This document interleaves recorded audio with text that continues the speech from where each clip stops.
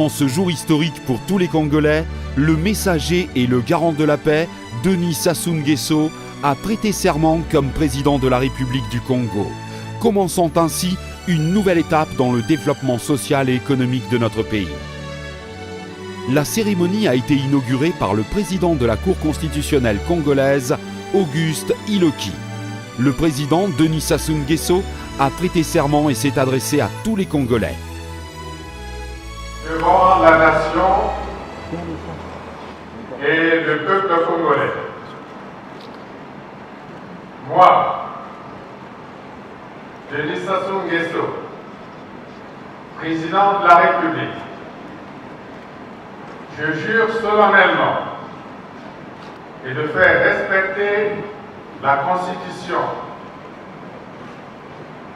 et de défendre la nation et la forme républicaine de l'État, de remplir loyalement les hautes fonctions que la nation et le peuple m'ont confiées, de garantir la paix et la justice à tous,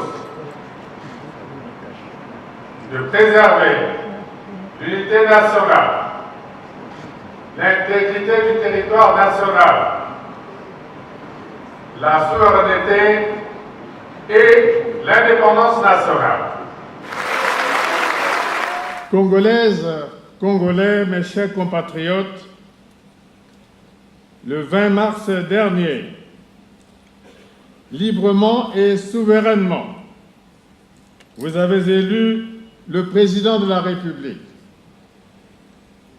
Vous avez porté votre choix sur ma personne, me renouvelant ainsi votre bienveillante confiance, ce dont de tout cœur je vous suis reconnaissant.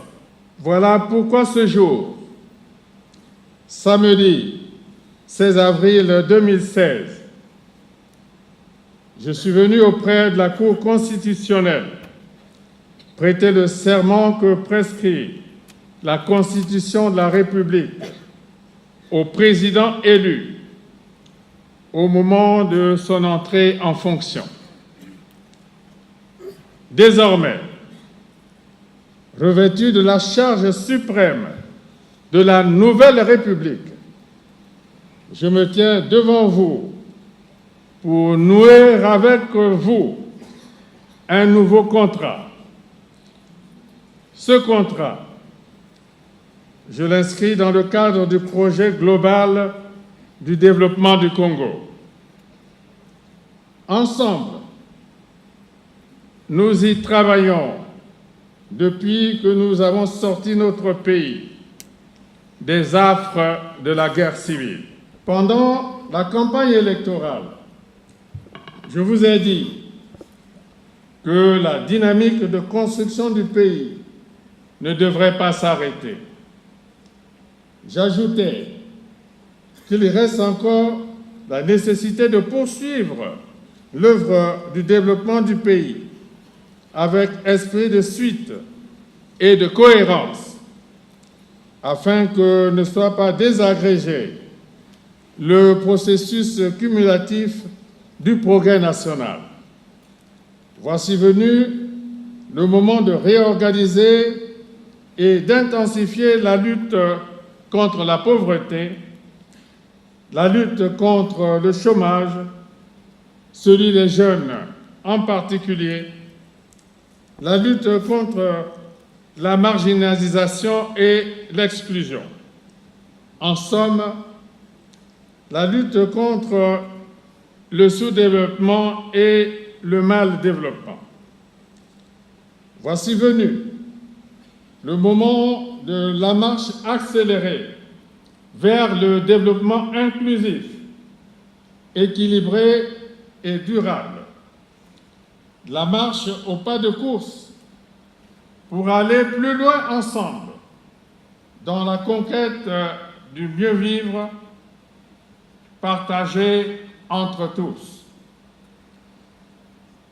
S'il nous faut dès à présent placer ce quinquennat sous un signe, ce serait celui du tout économie en vue d'un tout social mieux accompli par tous.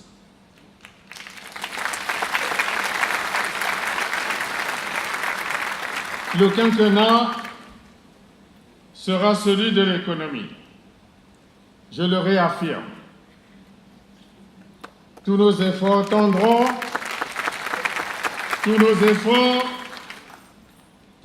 à consolider l'économie nationale de sorte qu'elle soit profondément diversifiée, dynamique, florissante et surtout créatrice d'emplois décents par milliers.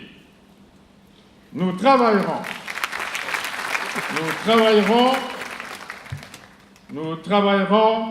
à éradiquer le chômage, celui des jeunes principalement. Au cours du prochain quinquennat, l'État continuera de piloter les politiques économiques et sociales. La responsabilité lui incombe, entre autres, de favoriser l'éclosion des initiatives privées dans tous les secteurs de l'économie, d'attirer en grand nombre les investissements directs étrangers couvrant diverses branches, d'aider au financement direct ou indirect des entreprises, d'accompagner les entreprises dans leur stratégie de développement et de pérennisation de leurs activités, de veiller à l'emploi des jeunes et d'encourager de façon spécifique toutes les entreprises qui donnent la chance aux jeunes d'intégrer le monde du travail.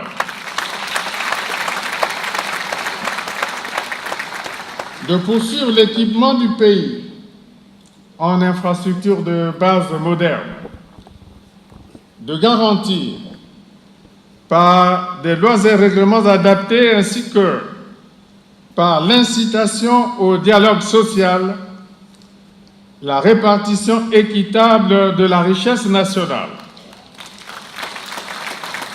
de rendre effective la nouvelle sécurité sociale grâce à la décentralisation. Grâce à la décentralisation, on améliorera la gouvernance locale, contribuant à une meilleure satisfaction des besoins des populations des différentes localités du pays. Grâce à la décentralisation, on rendra l'action publique plus efficace. Pour ce faire, l'État se doit de renforcer les capacités des autorités locales à définir et à conduire des politiques pertinentes de développement local, de même qu'il mettra en place des moyens humains et financiers adéquats au profit des collectivités locales.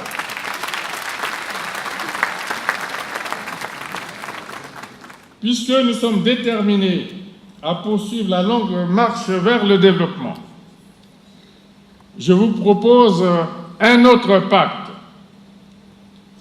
À compter d'aujourd'hui et pour toujours, nous devons conforter en nous, dans notre société, en chaque Congolaise, en chaque Congolais, un nouvel état d'esprit. À compter de ce jour, de la base au sommet de l'État, du citoyen au responsable politique ou administratif, du fonctionnaire au ministre, adoptons une seule manière d'être et d'agir, une seule manière de servir l'État, la République et la nation.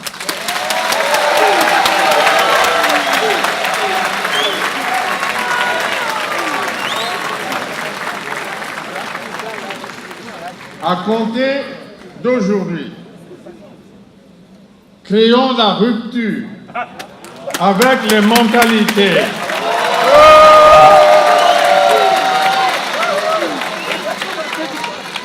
À compter d'aujourd'hui, créons la rupture avec les mentalités déviantes et les comportements pervers du passé. Je cite la paresse, le laxisme, l'irresponsabilité, l'inconscience, la corruption. Ce n'est pas fini. La fraude, la concussion, l'ethnocentrisme ou l'instinct grégaire,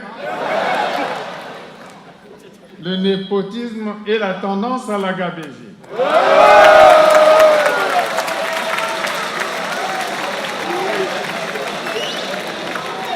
À compter d'aujourd'hui, renouons tous avec l'esprit du travail. L'esprit du travail,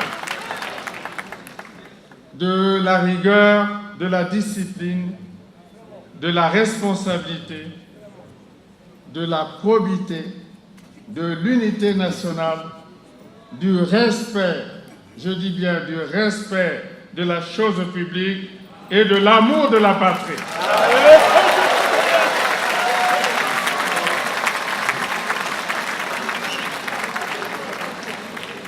À la rentrée scolaire prochaine, ces valeurs qui procèdent de l'éthique républicaine seront enseignées dans toutes les écoles de la République.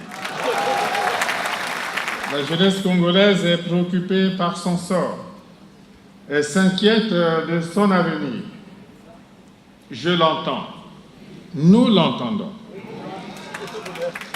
Elle ne demande qu'à être écoutée.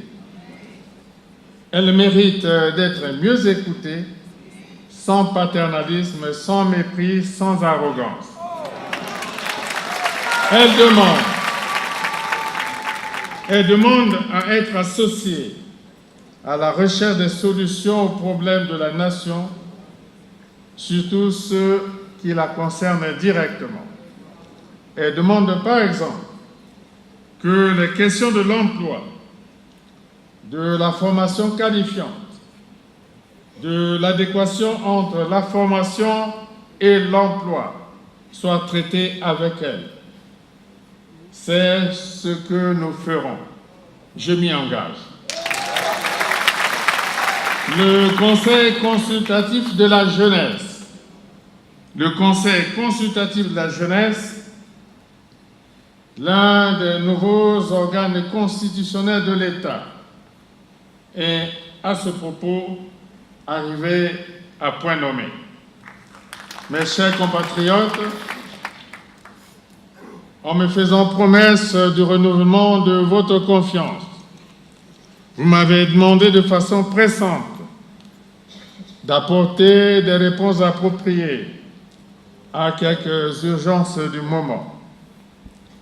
Je vous en ai donné acte sur les préoccupations que vous-même avez mises en évidence, notamment la création de plus d'emplois au profit des jeunes, l'accès de tous aux soins de santé, le recalibrage et la modernisation du système éducatif, l'amélioration de la desserte des villes et des campagnes en eau potable et en électricité, la préservation de l'environnement, l'amélioration du cadre de vie dans nos villes, le renforcement de la diplomatie économique, l'affirmation de notre indépendance et de notre souveraineté, la préservation de la paix, de l'unité nationale, de la sécurité et de la stabilité. Mon action durant les 5 prochaines années y sera consacrée. Le gouvernement à venir sera mis à contribution afin de donner suite à toutes ces attentes. La paix, l'unité, la sécurité et l'intégrité du Congo sont pour nous des valeurs sublimes, des valeurs sacrées. Mon devoir, tout aussi sacré, est de les préserver et les défendre sans défaillance. Aujourd'hui, nous ne célébrons pas la victoire d'un heureux élu sur d'autres, encore moins le triomphe d'un parti politique sur d'autres. Nous célébrons la victoire de la démocratie, la victoire du Congo.